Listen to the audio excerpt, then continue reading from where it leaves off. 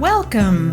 You are listening to the Overseas Life Redesign podcast, where you'll hear fun, relaxed, and inspirational interviews with people who are really living the dream. I'm Dawn Fleming, an attorney turned alchemist, and your host for the show, coming to you from the tropical island paradise of Isla Mujeres, Mexico. This show was created for courageous souls willing to step out of their comfort zone and design a new way of life. You'll gain inspired midlife wisdom from those who have done it as we share experiences, strategies, and offer practical steps you can take to redesign your life overseas. Listen and you'll believe if you can dream it, you can achieve it. Welcome to Magnetic Monday with Dawn, where we attract what we want and we repel what we don't. Our third quarter theme is purpose and meaning. If you've been with me for a while, you know our first quarter focused on health, our second quarter focused on wealth, third quarter is purpose and meaning, and our fourth quarter theme is community and cultural adaptation. So they're all really important pieces to what makes our life rich anyway, but particularly as we think about moving overseas, we want to pay attention to each one of these areas because they're so important for our health and well-being. So I am excited to talk with you about this topic today. It is Dream Big and Act on It Daily, as you might have seen on the title. We're going to go ahead and dive into the power of belief. We're going to talk about the number one dream killer that exists. Also, how we can remove the obstacles that keep us from achieving our dream life, and our most powerful weapon for us when it comes to getting what we want. Years ago, there was the saying that was very popular, you are what you eat. Well, the same thing can absolutely be said about what we think. You are what you think, right? So if you stick with me till the end today, you're going to discover the 3 keys to removing mental blocks that keep us from realizing our dreams. So as we dive into this juicy topic of creating purpose and meaning in our life, it definitely starts with our mindset. And understanding how our mind works is a really important step. Now, I've signed autographs with Dream Big and Act on It Daily for nearly 2 decades. I started signing it that way during our time in network marketing. We were featured in the annual Profiles of Success, basically a yearbook that had stories about the top earners in our first company. Loved it so much, I decided that I was going to go back to that when I autographed my books, Claim Your Dream Life book. There's actually 2 components of it, and they're equally important in my opinion. So there's the Dream Big part of it, and there's the Act on It Daily part of it. So we can't just dream big and not do anything about it, right? That just, we don't accomplish anything really. We live in our imagination if we do that. And we have to act too. We have to have that action component to really make the rubber hit the road, if you will. So why is it important to dream big? I talk about this a little bit in Claim Your Dream Life, but we are blessed with the gift of imagination. No other creature on earth can imagine and envision what their future could be. That is a strictly human characteristic. So the foundation for creating the life that you want starts with that visualization.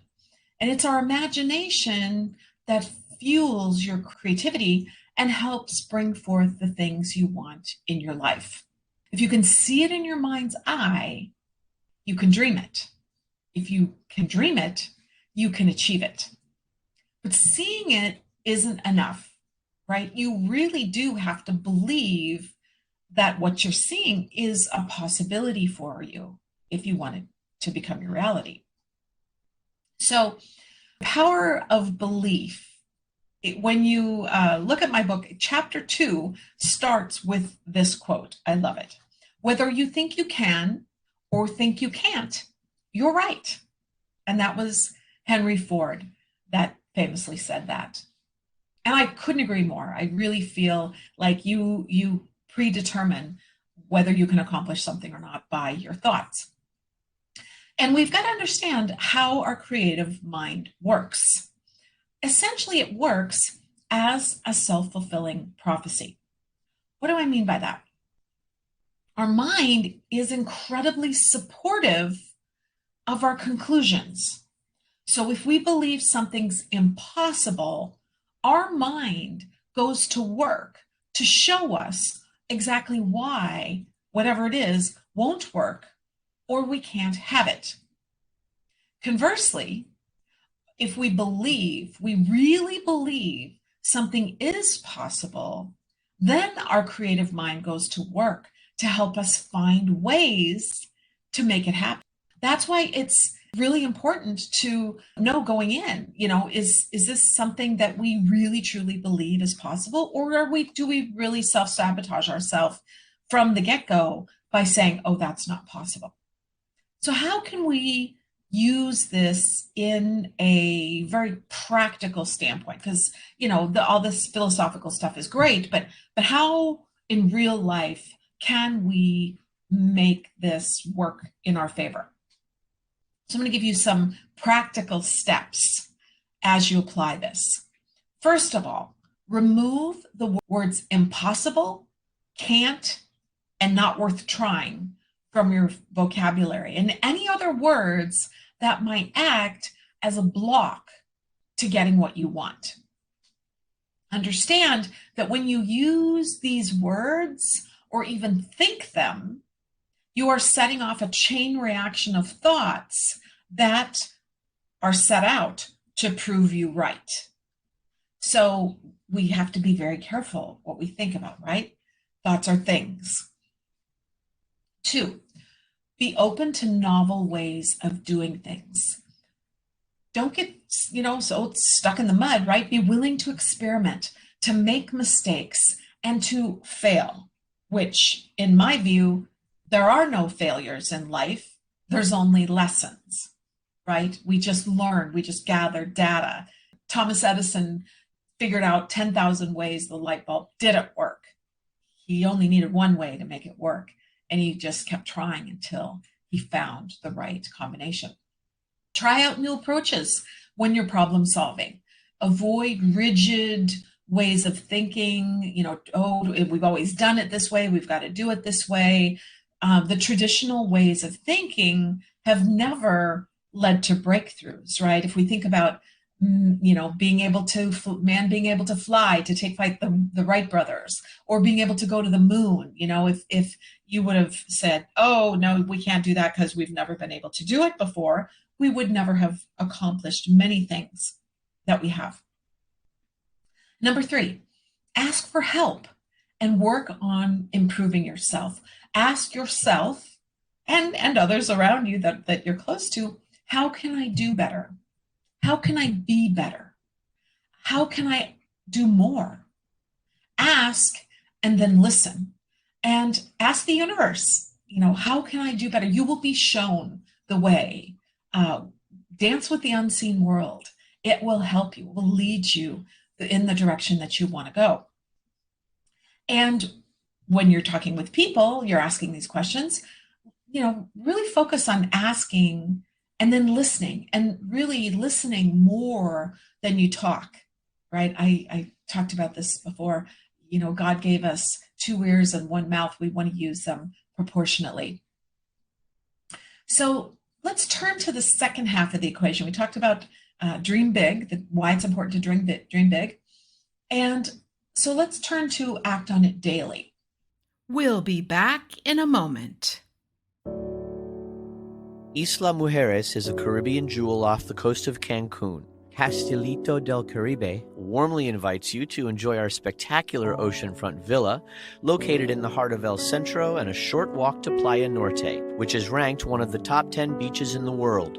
With an ocean view of crystal clear turquoise waters overlooking both the Caribbean and Cancun city skyline, we offer a fabulous location for you to enjoy all the peace and tranquility you're looking for on vacation, while also taking in all the excitement the island has to offer, with activities either in walking distance or a golf cart day excursion away. Please visit CastilitoCaribe.com, www.CastilitoCaribe.com. We look forward to seeing you soon.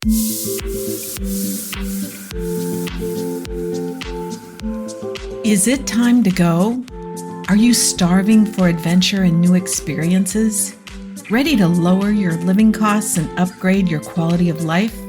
Do you long for the freedom to live anywhere with the economic satisfaction of earning in paradise? Imagine waking up in paradise every day saying, "Pinch me, is this real?"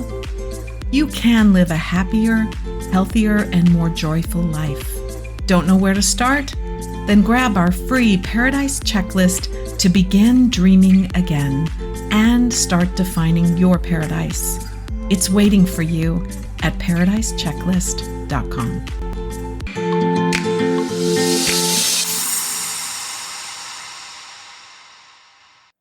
Welcome back to the Overseas Life Redesign podcast. Thank you so much for being here, and we invite you to subscribe if you like what you hear. So what is it that stops us from realizing our dreams? Now, there might be a lot of things, but the one I want to talk about today that I think is particularly appropriate in this conversation is procrastination, and in particular, how we manage it. One of the books I read fairly recently that I really enjoyed was a book called Predictably Irrational by Dan Ariely. He's a professor of psychology at Duke University. It's really a great book if you want to learn more about how people think and behave and sort of what drives them. And really, it's a great book to learn more about ourselves because, we're people. We usually fit the pattern of the research that's been done. It's just really full of amazing studies that they've done about, people and their behaviors. I highly recommend it. But the one I want to mention here is an experiment he did with his own classes. He gave 3 different classes options for their homework when they were going to be turning in their papers. And so he had 3 different classes. The first class, group 1, chose their own deadlines for 3 papers that were due by the end of the semester. Once they selected their dates, their own deadlines, they couldn't change them. Now, there was no benefit for turning the homework in early because it wasn't going to be read until after the term ended. So, and if they missed their self-selected deadline for their homework, they'd get penalized 1% of their grade each day that they were late. So the ball was really in their court. So recognizing that procrastination could be a problem, most of these students spaced their deadlines over the course of their 12-week semester. That was group 1. Group 2 had no deadlines imposed except just by the last day of the semester. In other words, they had complete freedom and flexibility. Of course, they could turn their papers in early, but they just had that their deadline was the last day of the semester. Group 3 had their choices dictated to them. So they had prescribed deadlines. Their papers were due at the end of the 4th, the 8th, and the 12th week of the semester. They had absolutely no freedom of choice or flexibility. Now, which one do you think had the best grades? Well, as it turns out, Group 3 got the best grades. Group 2 had the worst grades, and Group 1 was in the middle. So the conclusions that were drawn about this, first of all, Students procrastinate. And of course, people procrastinate. We know that, right? That's sort of built in, it's baked into us as human beings. Also, strict imposed deadlines are the best cure for procrastination. Now, alternatively, if you give people a tool to commit to their own deadlines, achievement does improve. He noticed that group one, they chose their own deadlines. They spaced them very well, but there was a cohort in that class that didn't do that. And so those that did not space their own deadlines had brought the average of the class grade down. So the folks that did their spaced deadlines basically were on par with the prescribed deadline group. So it does work. It doesn't have to be superimposed on you, but you have to have those deadlines in there to overcome the procrastination. Professor Airlie concluded that while almost everyone has a problem with procrastination, not everyone recognizes and admits it. So those who do can utilize tools in order to help them overcome this sort of natural human tendency that we have toward procrastination. Resisting temptation and embracing self-control are common goals, but too often those goals will take a back seat to immediate gratification. And that is what kills our dreams. It's the immediate gratification. So in my experience, having a system of personal management with some built-in accountability allows you to minimize the negative impact of procrastination. And that's really important so we can make better decisions moment by moment. Because I believe our future is found in our daily routine. So back to that act on it daily, right? That is how we're going to achieve our dreams. The issue is, how can we have this big, beautiful dream and be able to work on a day-to-day basis, moment by moment, and not get distracted and not go off on tangents and do things that interfere with us, reaching our dreams. Same thing happens when we see with weight loss, right? You have you make these commitments to, I'm going to lose weight, I'm going to get in shape. And then you have that dessert, or you decide, I really don't want to go to the gym. And so it's those moment by moment decisions that sabotage us from getting what it is we ultimately want. That's a little bit on the procrastination trap that we can fall into. Now, the other issue that's really important is our own self-respect. How do we see ourselves?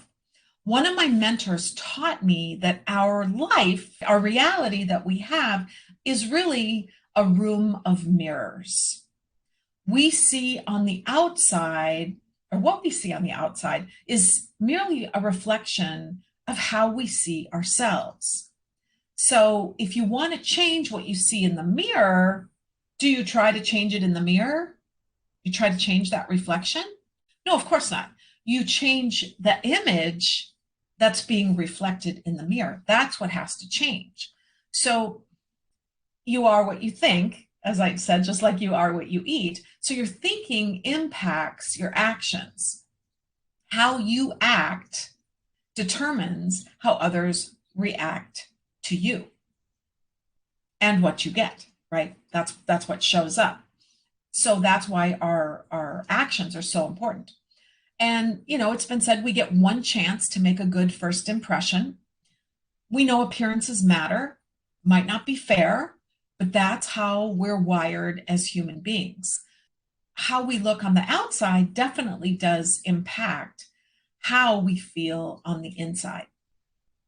One of the first things I learned in sales way back when, my first network marketing company, Mary Kay Ash, taught her beauty consultants to not only look good, make sure that, we looked, represented the brand properly, but she also said to make our telephone calls in front of a mirror. And I've heard that before in other sales roles that I've had. That's something that that wasn't the last time I heard that. It was the first time I heard it, but it wasn't the last. but to make sure we were smiling. So you have that mirror in front of you, you can see a smile. And yes, a smile can be detected in our voice as we talk on the phone, although people don't really talk on the phone that much anymore, do they? But you even leaving a voice message for someone, right? If you're smiling, that comes across in that voice message. The other part of it with our self-respect is believing your work is important. And this is something, I mean, this goes way back to, Jim Rohn and Zig Ziglar and Brian Tracy. They always talked about this, even if you're not where you want to be in your life, do your best. Believe your work is important no matter what it is. Even if you're a janitor, like if you're a janitor, you're just going to be the best janitor on the planet because it affects how you feel about yourself. And I'm reminded of the story about the three bricklayers. Man's walking by and sees three bricklayers, and he asked the first one, "What are you doing?" And he said, "Oh, I'm laying brick." And that's what he was doing. He was focused on laying brick. And that was his opinion of what he was doing. And then he asked the second one, "What are you doing?" And he said, "Well, I'm building a wall." So I had a little bit bigger vision of what he was doing. He was not only laying bricks, but he saw, that was going to create a wall. And then he went to the third bricklayer and said, "What are you doing?" And he said, "I am building a cathedral." Really seeing that end result and really the pride of, I'm working on a cathedral made a huge difference. And so what's the difference? Where do you think those three different bricklayers ended up in life? Probably the one that saw the vision of creating building a cathedral went the farthest. The other thing that sort of is along these same lines that I thought of as I was preparing this talk was the advice to tip like a rich man, a rich woman. And that's something Tom and I have always done, whether times we've had a lot of money, times we haven't had very much money at all. But if you're out and maybe it's, I worked as a waitress for 5 years in college. And so I understand how difficult, how hard work that is to serve people. I see it as sort of like a karmic deposit that cultivates abundance, because when you tip well, you're saying to the universe, other people's service matters. I am a generous person. I appreciate service, and I am going to pay the price. I've talked about that before, about the importance of paying the price. And the other piece of it is positive self-talk. Build yourself up. You're not allowed to do any negative that was so dumb of me. Oh, I'm so stupid. None of that stuff. You can't use that language. You can't think it. It really is defeatist. You can't do that self-deprecating talk to yourself. You want to be your biggest fan, your cheerleader, right? You want to be your cheerleader in your life. So I promised I would give you some tips for removing mental blocks that stop us from getting our what we want in our life, from achieving our dreams. And number one, I would say one of the most important thing is banish your fear of failure or making a mistake. It doesn't serve you. The failures, the mistakes, that's how we learn. That's how we don't learn from doing something well. We learn from making mistakes. And what I've always lived by, and it's a great mantra for business especially, but even just in life, plan, do, review. Make a plan, execute it, then do a review afterward. What went well? What didn't go so well? What could I do differently next time? That is a great approach for life and business. Second one, be willing to experiment by thinking and acting differently. This might require you to get out of your comfort zone. Do it as often as you possibly can. It really helps you stretch and grow and attract the things in your life that you want. And the third thing, this is probably the most important of everything I've said all day here, is maintain a good attitude, even when it's hard. Why? Because it is the one thing we can control. We can't control what happens to us in life. We can't change a lot of things in this world, but we can control our attitude. We can control our reaction to it, but most importantly, our attitude. In closing, I'm going to leave you with one of my absolute favorite quotes of all time. And it's about that one thing that we can't control. The longer I live, the more I realize the impact of attitude on life. It is more important than the past, than education, than money, than circumstances, than failures, than successes, than what other people think or say or do. It is more important than appearance, giftedness, or skill. It will make or break an organization, a school, a home. The remarkable thing is we have a choice every day regarding the attitude we will embrace for that day. We cannot change our past. We cannot change the fact that people will act in a certain way. We cannot change the inevitable.